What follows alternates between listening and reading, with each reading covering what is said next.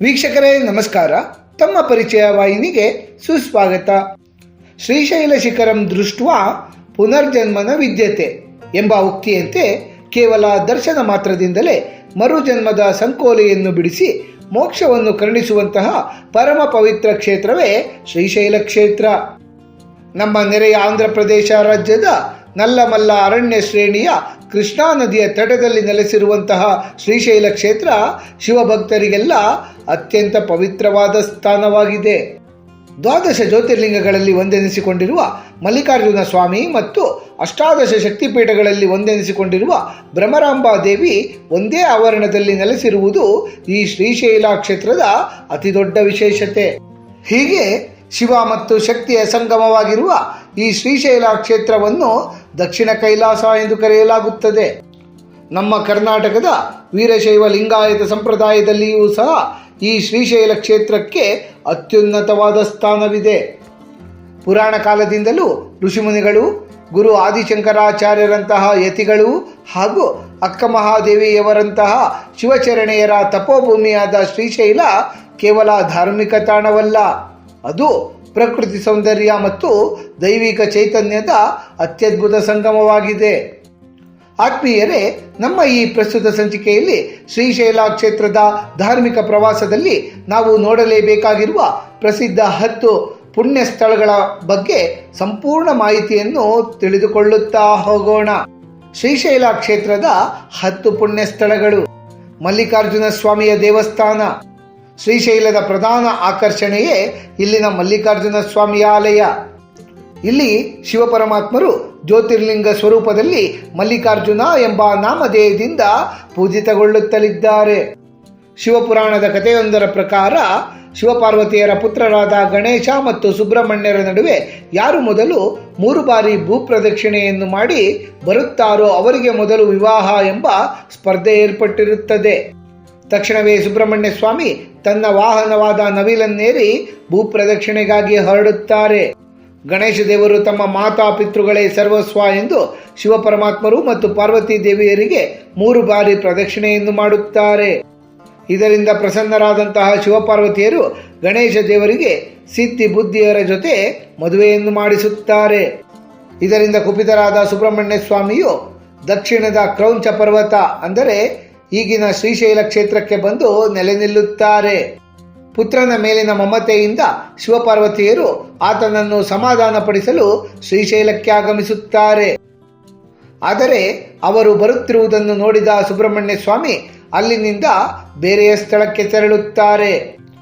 ಆಗ ಶಿವಪರಮಾತ್ಮರು ಅಲ್ಲಿಯೇ ಜ್ಯೋತಿರ್ಲಿಂಗ ರೂಪದಲ್ಲಿ ನೆಲೆಸುತ್ತಾರೆ.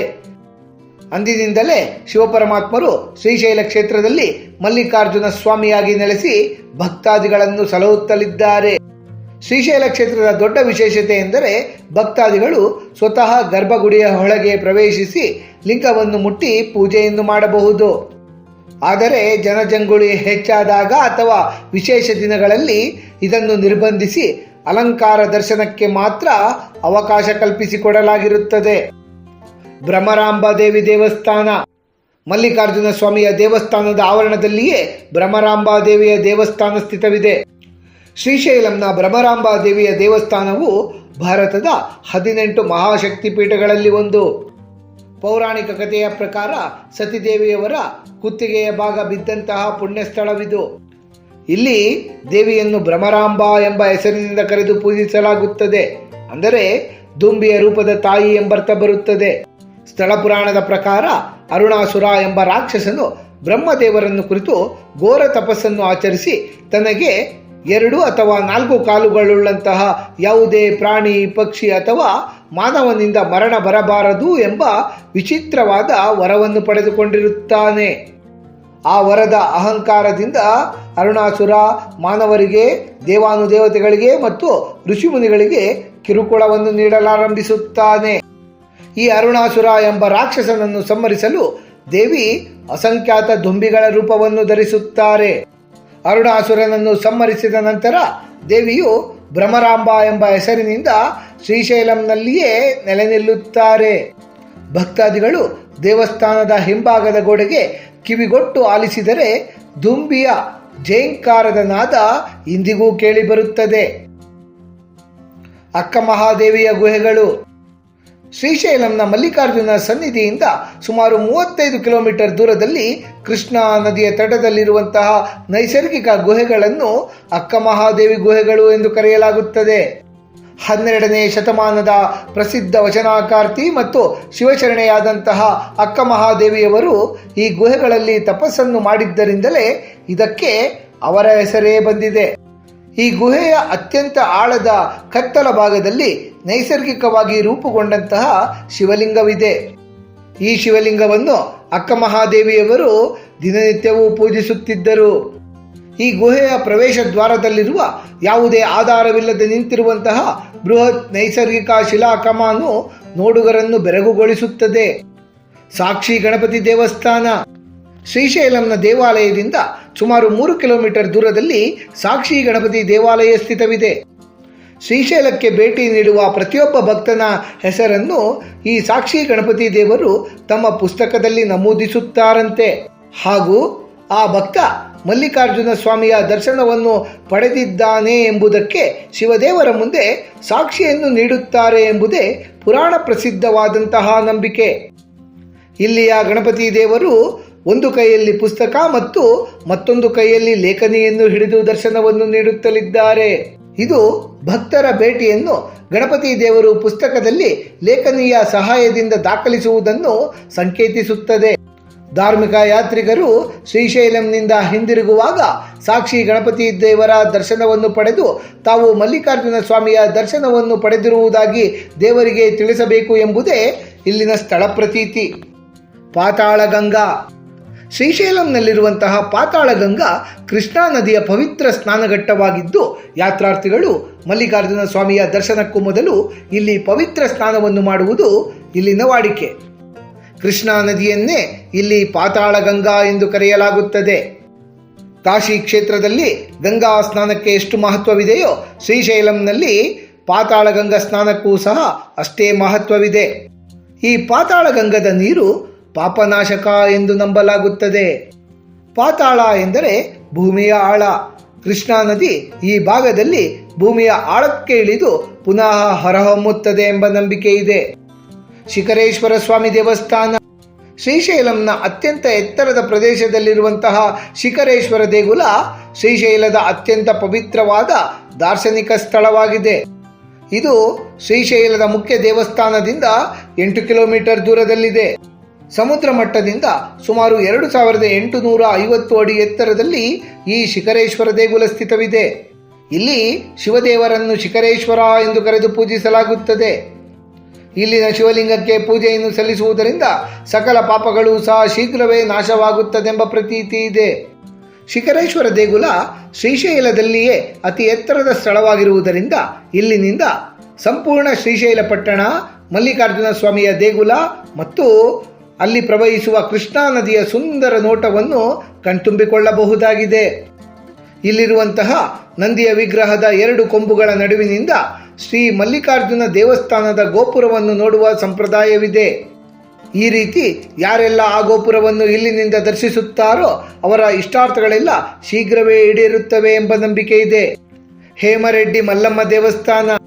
ಶ್ರೀಶೈಲ ಮಲ್ಲಿಕಾರ್ಜುನ ದೇಗುಲದಿಂದ ಕೇವಲ 1 ಕಿಲೋಮೀಟರ್ ದೂರದಲ್ಲಿ ಹೇಮರೆಡ್ಡಿ ಮಲ್ಲಮ್ಮ ದೇವಸ್ಥಾನ ಸ್ಥಿತವಿದೆ.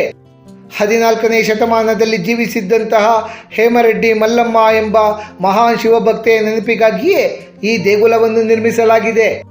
ಹೇಮರೆಡ್ಡಿ ಮಲ್ಲಮ್ಮರು ತಮ್ಮ ಭಕ್ತಿಯಿಂದ ಮಲ್ಲಿಕಾರ್ಜುನ ಸ್ವಾಮಿಯನ್ನು ಮೆಚ್ಚಿಸಿ ಮಲ್ಲಿಕಾರ್ಜುನ ಸ್ವಾಮಿಯ ದರ್ಶನವನ್ನು ಪಡೆದಂತಹ ಪುಣ್ಯ ಸ್ಥಳವಿದು. ಇಲ್ಲಿ ಮಲ್ಲಮ್ಮನವರ ಸುಂದರ ವಿಗ್ರಹವಿದೆ. ದೇವಸ್ಥಾನದ ಆವರಣದಲ್ಲಿ ಮಲ್ಲಮ್ಮನವರ ಜೀವನ ಚರಿತ್ರೆಯನ್ನು ಸಾರುವಂತಹ ಚಿತ್ರಗಳು ಮತ್ತು ಶಿಲ್ಪಗಳನ್ನು ನೋಡಬಹುದು. ಈ ದೇವಾಲಯದ ಹಿಂಭಾಗದಲ್ಲಿ ಒಂದು ಸಣ್ಣ ನೀರಿನ ಧಾರೆ ಸದಾ ಪ್ರವಹಿಸುತ್ತಿರುತ್ತದೆ. ಇದನ್ನು ಮಲ್ಲಮ್ಮನವರ ಭಕ್ತಿಯ ಕಣ್ಣೀರು ಎಂದು ಭಕ್ತಾದಿಗಳು ನಂಬುತ್ತಾರೆ. ಫಲಧಾರ ಪಂಚಧಾರ. ಶ್ರೀಶೈಲಂನ ಮಲ್ಲಿಕಾರ್ಜುನ ದೇಗುಲದಿಂದ ಸುಮಾರು 4 ಕಿಲೋಮೀಟರ್ ದೂರದಲ್ಲಿ ಕರ್ನೂಲು ಕಡೆಗೆ ಸಂಚರಿಸುವ ದಾರಿಯಲ್ಲಿಯೇ ನೈಸರ್ಗಿಕವಾದ ನೀರಿನ ಜಲಪಾತಗಳಿವೆ. ಇವುಗಳನ್ನು ಫಲಧಾರ, ಪಂಚಧಾರ ಎಂದು ಕರೆಯಲಾಗುತ್ತದೆ. ಫಲಧಾರ ಎಂದರೆ ಶಿವದೇವರ ಹಣೆಯಲ್ಲಿರುವ ಕಣ್ಣಿನಿಂದ ಉದ್ಭವಿಸಿದ ಧಾರೆ. ಪಂಚಧಾರ ಎಂದರೆ 5 ವಿವಿಧ ಮೂಲಗಳಿಂದ ಹರಿದು ಬರುವ ಧಾರೆ. ಈ ಜಲಪಾತಗಳು ಅತ್ಯಂತ ಪವಿತ್ರ ಸ್ಥಳವೆನಿಸಿಕೊಳ್ಳಲು ಮುಖ್ಯ ಕಾರಣ ಆದಿಗುರು ಶಂಕರಾಚಾರ್ಯರು 8ನೇ ಶತಮಾನದಲ್ಲಿ ಇಲ್ಲಿ ಕುಳಿತುಕೊಂಡು ದೀರ್ಘಕಾಲ ತಪಸ್ಸನ್ನು ಆಚರಿಸಿದ್ದರು. ಆದಿಗುರು ಶಂಕರಾಚಾರ್ಯರು ತಮ್ಮ ಪ್ರಸಿದ್ಧವಾದ ಸ್ತೋತ್ರವಾದ ಶಿವಾನಂದ ಲಹರಿ ಎಂದು ಇದೇ ಫಲಾಧಾರ ಪಂಚಧಾರ ಪರಿಸರದಲ್ಲಿಯೇ ಕುಳಿತು ರಚನೆ ಮಾಡಿದ್ದರು. ದಟ್ಟವಾದ ಕಾಡಿನ ನಡುವೆ ಇರುವ ಈ ಸ್ಥಳಕ್ಕೆ ತಲುಪಲು ಸುಮಾರು 160 ಮೆಟ್ಟಿಲುಗಳನ್ನು ಇಳಿಯಬೇಕು. ಸುತ್ತಲೂ ಹಸಿರು ಮತ್ತು ನೀರಿನ ಸದ್ದಿನಿಂದಾಗಿಯೇ ಇದು ಧ್ಯಾನವನ್ನು ಮಾಡಲು ಅತ್ಯಂತ ಸೂಕ್ತ ಸ್ಥಳವೆನಿಸಿಕೊಳ್ಳುತ್ತದೆ. ಇಷ್ಟಕಾಮೇಶ್ವರಿ ದೇವಸ್ಥಾನ ಶ್ರೀಶೈಲದಿಂದ ಸುಮಾರು 20 ಕಿಲೋಮೀಟರ್ ದೂರದಲ್ಲಿ ದಟ್ಟವಾದ ನಲ್ಲಮಲ್ಲ ಅರಣ್ಯದ ಮಧ್ಯೆ ಇರುವಂತಹ ಇಷ್ಟಕಾಮೇಶ್ವರಿ ದೇವಸ್ಥಾನ ಅತ್ಯಂತ ಶಕ್ತಿಶಾಲಿ ಮತ್ತು ರಹಸ್ಯಮಯ ತಾಣವಾಗಿದೆ. ಇಲ್ಲಿನ ಅತ್ಯಂತ ಆಶ್ಚರ್ಯಕರ ಸಂಗತಿ ಎಂದರೆ ದೇವಿಯ ವಿಗ್ರಹ ಕಲ್ಲಿನಿಂದ ಮಾಡಲ್ಪಟ್ಟಿದ್ದರೂ ಸಹ ಅದರ ಹಣೆಯ ಭಾಗ ಮಾನವನ ಚರ್ಮದಂತೆ ಮೃದುವಾಗಿದೆ.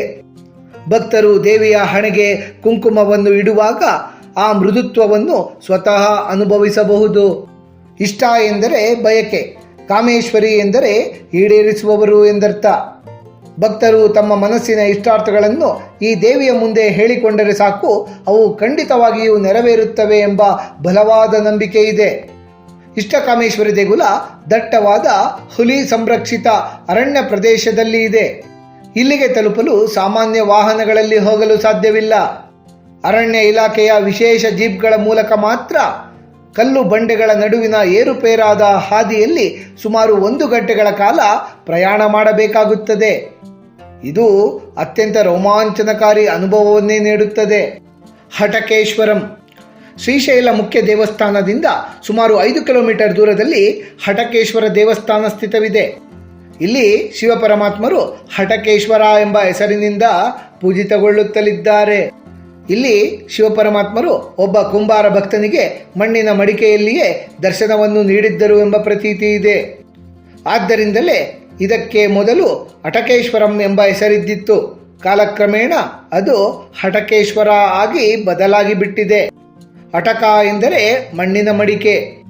ಹಟಕೇಶ್ವರ ಸ್ವಾಮಿಗೆ ಕಾಯಿಲೆಗಳನ್ನು ಗುಣಪಡಿಸುವಂತಹ ವಿಶಿಷ್ಟ ಶಕ್ತಿ ಇದೆ ಎಂದು ಭಕ್ತಾದಿಗಳು ಅಚಲವಾಗಿ ನಂಬುತ್ತಾರೆ. ಹಟಕೇಶ್ವರರ ದರ್ಶನದಿಂದ ವೈದ್ಯರು ಗುಣಪಡಿಸಲಾಗದಂತಹ ಅನೇಕ ರೋಗಗಳು ಸಹ ಗುಣವಾಗುತ್ತದೆ ಎಂದು ಭಕ್ತಾದಿಗಳು ನಂಬುತ್ತಾರೆ.